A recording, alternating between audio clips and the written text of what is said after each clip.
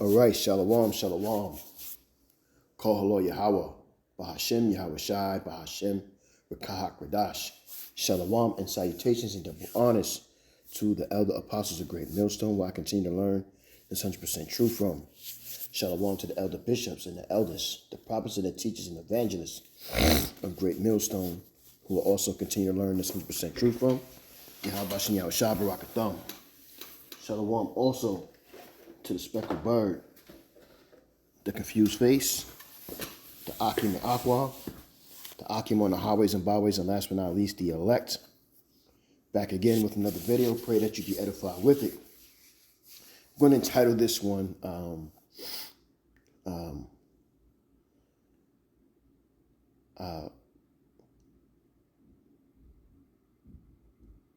Follow Yahawashi. Something in that manner. You know what I mean? And it's pretty much, it's like, oh boy, wife's cleaning up the closet. It's pretty much a, or be an example to the brotherhood. It's following Yahawashi and his work and what he did and bearing your own cross. Matter of fact, let's see if we can get that real quick. What's the scripture where it talks about?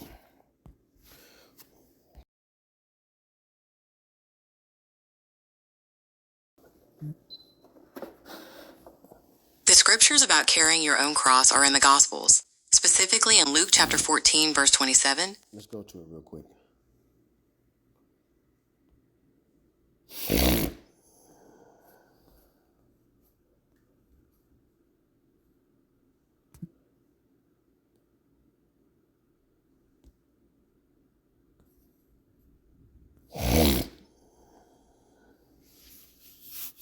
All right, there we go. So, for me, that's why I say I continue to learn this 100% truth, because I've heard these scriptures, and these scriptures was read to me, and I probably read them, when eating a whole roll. So it's more about memorizing these scriptures that come to me. So I know that they are there, but there's a vast of many scriptures with prophecy in it as well. So it's not just you read the book, you should know there's prophecies and things of that nature in the book. So you start to examine and you break down the scriptures and you break down the prophecies, and this is constantly going in and out, constantly every day reading, learning, and understanding the scriptures. And it's like a song. The more and more you listen to a song that you love or like, or however it may be, the more knowledgeable you become of the song, where it becomes secondhand. And that's kind of what I'm working on. Get an example, but this is Luke 14:27. It reads, it's Yahawashi speaking.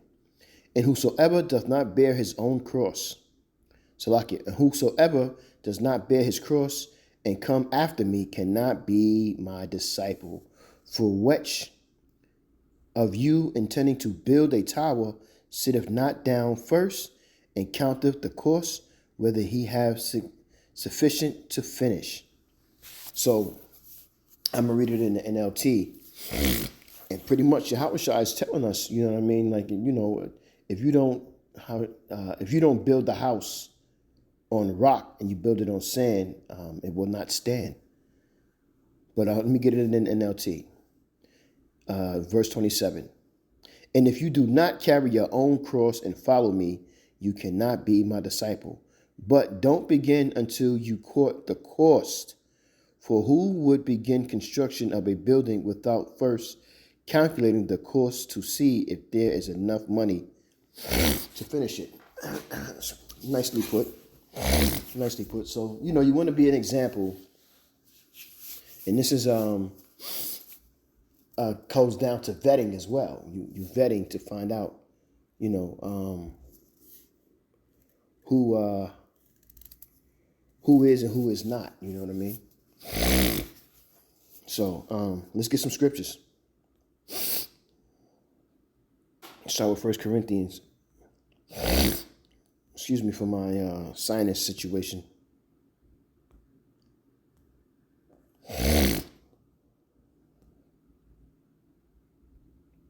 Okay, just wanted to make sure I'm recording. You know, trial and error. Sometimes I've done, well, I would think that was great lessons, and it wasn't recorded. So, 1 Corinthians 10 and 11, and it reads, let me highlight that. Now, all these things happen unto them for ensamples, and they are written for our admiration. I hope I'm saying that right.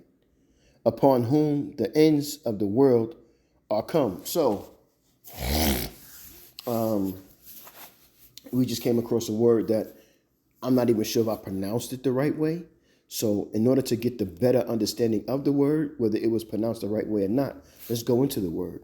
This is something that the elder apostles on down of Great Millstone teaches us. And you have, strangely, you have other camps who think this is, it's not important.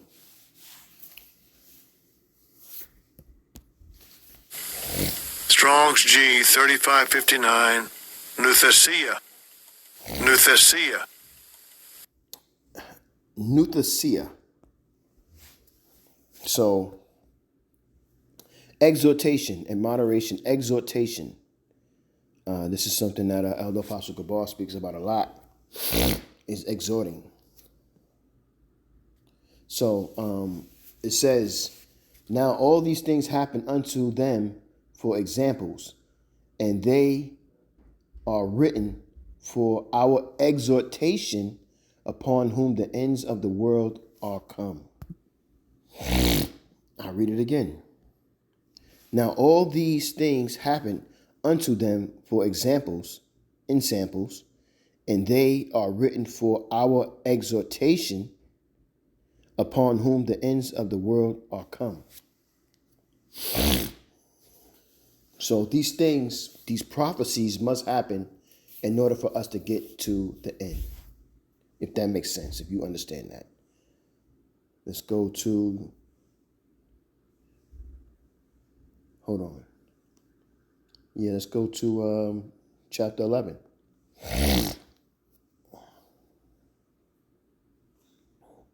And this is what Paul says about YAHAWASHI, who taught him personally. And it says at the top, Christian order. You Christians love to use that to, you know what I'm saying? As if it really means what you represent. No. Christian order. Be ye followers of me, even as I also am of Hamashiach. Oh, my nose, man. So, Paul is telling us, he's instructing us to be followers of YAHAWASHI, as he is, be an example to the rest of the brotherhood and to the world, as Paul was to the Gentile Israelites. I say it that way for a reason, and to the world, because these books, these epistles have survived and lasted, like YAHAWASHI said it would. His word would never go away. You know, everything else will wither away, but not him. Not his word, Salakia. Let's get 1 Timothy. 1 Timothy is a good book to go in when you want to learn about understanding women a little bit better. You know, when I opened up the book of Timothy and started reading, Paul was going in. St. Paul, Apostle Paul was going in about just keeping it real with, you know, how to deal with certain things, preferably women in a certain way, and who they were. 1 Timothy, please bear with me with this. My sinuses is kicking my butt already. Man, my wife was cleaning out the closet, and I got a whiff of things, and it's been sitting there for a minute. 1 Timothy 4 and 12, and it reads, Let no man despise thy youth, but be thou an example of the believers in word, in conversation, in charity, in spirit, in faith, in purity. So we ought to walk a certain way, to carry ourselves a certain way, because whether you believe it or not, there are people watching. And you already see that there are people who would love to put a stain on the name of Hebrew Israelites, especially for those who carried 100% truth, teaching this 100% truth from the elder apostles GMS on down, and the affiliates, the true blue affiliates, is as said. Abarak Zah be one of those. And,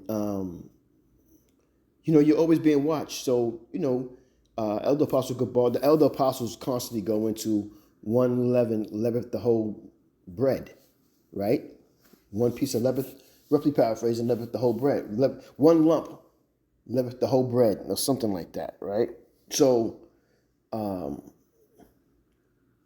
especially in these times of AI is about to convict us for us teaching this truth. It's about to make us seem and do things that we truly do not condone. It's about to change our conversation. It's about to change our actions and make us look like something that is definitely not true. But as it is written, it would possibly, they would fool the very elect, roughly paraphrasing. So the elect of Yahawashi and Yahawashi is not going to be fooled, because why? They listen, they learn, they study, and they walk a certain way, and they understand the times we're in and understand the wiles and the devices of the devil. So therefore, they know and realize, just like the MOTB, they know, the elect men of Yahawashi and Yahawashi know that it's coming and it will happen, but they also realize that no matter what, they're not going to fold and give in to the ways of this devil. So it doesn't matter what kind of devices you use to impress the world, to make the world think that you are special and selected by Yahweh and Yahushai. You're not going to fool those elect men, because they know you wicked.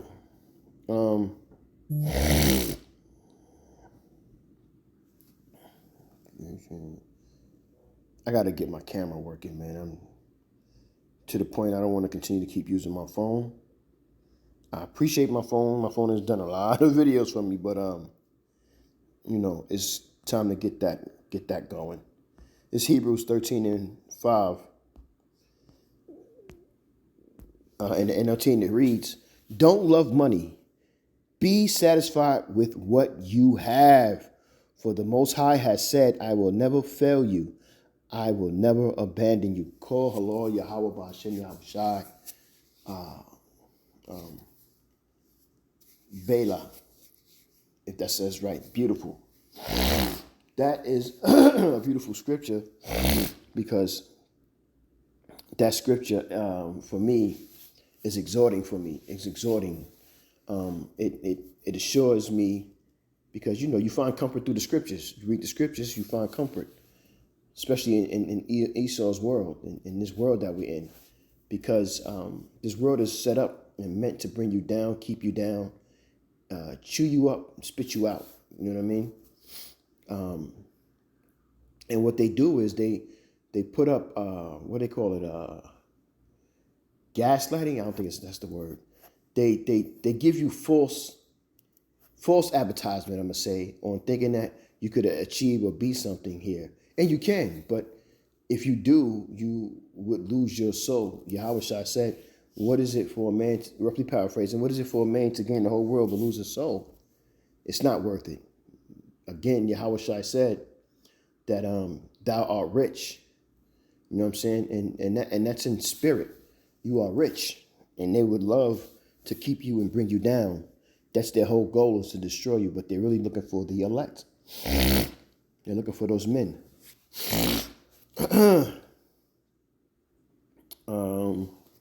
Let's get Philippians. Where does the time go? Philippians 1:27. And it reads, I'm reading the NLT because there's a heading there. It says, live as citizens of heaven. Above all, you must live as citizens of heaven. Be an example. Conducting yourselves in a manner worthy of the good news about Hamashiach. Then whether I come and see you again or only hear about you, I will know that you are standing together with one spirit and one purpose, fighting together for the faith, which is the good news. This is what we are here to do.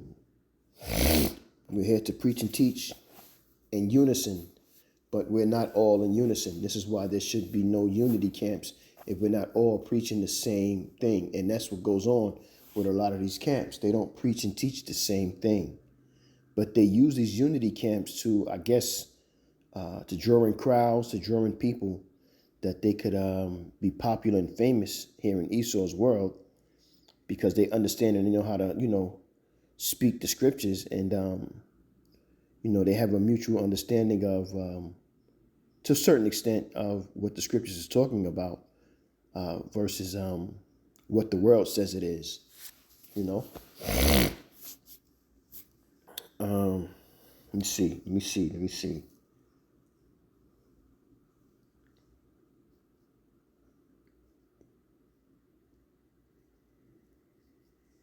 Proverbs 25 and 11. And it reads, let me highlight that.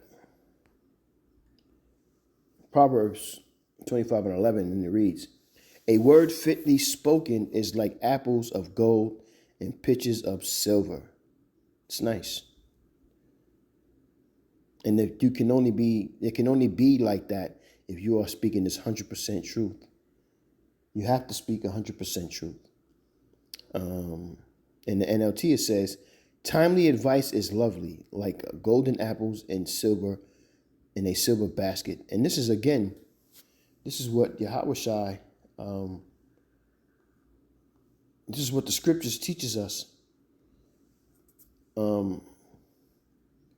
It teaches us to have this 100% truth, but to speak it the right way. And a lot of camps are not speaking this 100% truth. They're adding and subtracting to the scriptures.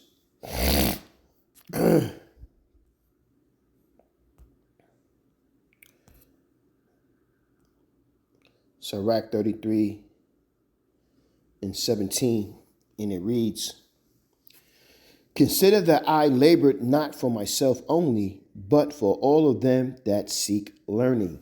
And the ones that will seek this learning are going to be the elect. It's all about the elect. I remember one time, maybe a year or two ago, if not that long, the elder apostle Tahar, teaching as they do every Saturday. And he was going, the elect. It's all about the elect.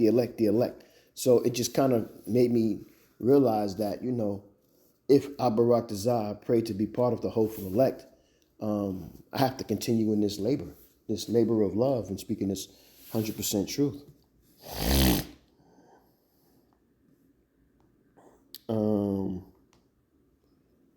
Let me see.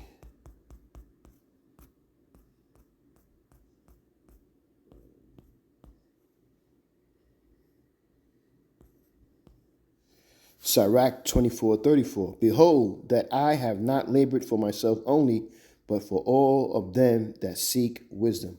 And again, who's going to seek the wisdom? The elect. The elect are going to seek the wisdom, the knowledge and understanding. Sirach 11 and 21. Marvel not at the works of sinners, but trust in Yahweh and abide in thy labor. For it is an easy thing in the sight of Yahweh on the sudden to make a poor man rich. And that's what I read in that scripture earlier. Don't get yourself caught into I understand that, a lot of our people, men and women, they want to have the finer things in lives. They want to feel better, and they want to look better and do better and live better and all of those things. So, the mentality is to be rich, to have that. But in Esau's world, you're not going to achieve that. You're going to achieve selling your soul. And it's not going to work. You're going to lose heavily. Let me see something. Yeah.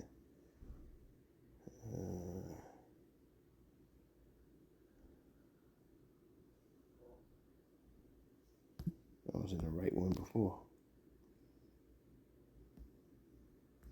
This is Judith 8 and 24. Excuse me. And it reads, "Now therefore, O brethren, let us show an example to our brethren, because their hearts depend on us, and the sanctuary mind, and the sanctuary in the house, and the altar rest upon us." So it's all about YAHAWASHI and YAHAWASHI bringing his men to understanding and teaching his other men to understand that we are continuing to build this third temple, this house of David, this house of faith, this house of mourning, but this house of true believers. I'm saying house. Tripping. And